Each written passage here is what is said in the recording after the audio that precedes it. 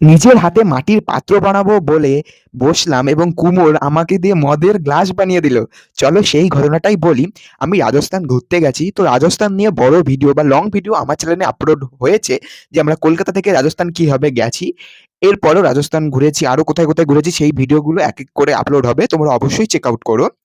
তো এই দিন গেছিলাম, এটা হচ্ছে রাজস্থানে আমাদের প্রথম দিন। আমরা গেছিলাম খাজানা মহল, ওখানে এরকম মাটির পাত্র বানানো যায়। তো মাটির পাত্র বানাতে হয়, তারপরে যিনি যে কুমোরটা তোমাকে সাহায্য করে বানাতে, তাকে কিছু টাকা দিতে হয়। তো আমি বসেছিলাম মাটির পাত্র বানাতে। এবার যেহেতু আগে পরে বানাইনি, উনি আমার হাত ধরে আমাকে, মানে আমার আঙুল ধরে বলে দিচ্ছিল কিভাবে কিভাবে বানাতে হবে। কিন্তু উনি আমার সাথে গল্প করতে করতে আমি বুঝতে পারিনি উনি আমাকে দিয়ে মদের গ্লাস বানিয়ে দিয়েছে। তো আমাকে বলছে যে, নিন आपके लिए बना दिया स्पेशल दारू का ग्लास। তারপরে আমার মাসি বলছে পাশ থেকে, ও খায় না দারু। তো বলছে, সকাল দেখकर सब पता चलता है। কেন আমার সকাল দেখে কি মনে হয় আমি মাতাল? তো জোকস অ্যাপার্ট, মানে এরকম একটু হাসি মজাক হয়েছে। উনিও আমাদের রাজ্যের বিষয় শুনছিল। মানে এনে প্রচুর গল্প-টল্প হয়েছে। এই যে এখানে যারা, যারা মাটির পাত্র বানায় এখানে রেখে যায়। কিছুই না, এদেরই লাভ হয়।